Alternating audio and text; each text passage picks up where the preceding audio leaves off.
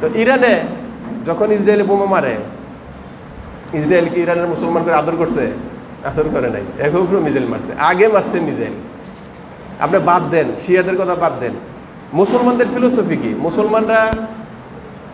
মুসলমানদের একটা থিঙ্কিং কি? যখন যুদ্ধের ময়দান বা কোনো একটা গন্ডগোল দেখে, মুসলমানরা কাদের পক্ষে থাকবে? মজলুমের পক্ষে। মুসলমানরা মজলুমের পক্ষে থাকবে, এটা হচ্ছে মুসলমানদের ইথিক্স।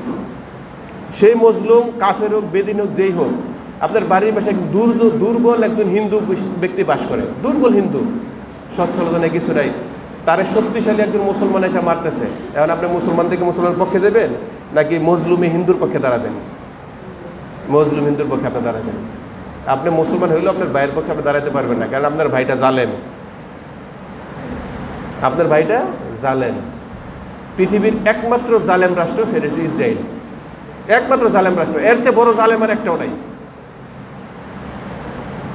ইরানের সাথে যুদ্ধ শেষ করে লেবাননে বোমা মারছে, কালকেও দেখলাম 80 জন মারছে ফিলিস্তিনি মুসলমান, 80 জন মারছে কালকেও, প্রতিদিন মারতেছে। তো সে কে?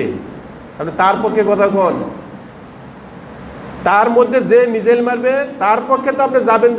দ্বিতীয় কথা হচ্ছে ইরান ছিল মজলুম, ইরানের উপর আগে বোমা মারছে ইসরায়েল, ইরানের বড় বড় সামরিক অফিসারকে মেরে ফেলেছে, তার নেতাকে মারার হুমকি দিছে, তো সে মজলুম না? তো সে তার জান বাঁচাবে না? এই সেন্সে তো আমরা তার পক্ষে থাকতে পারি।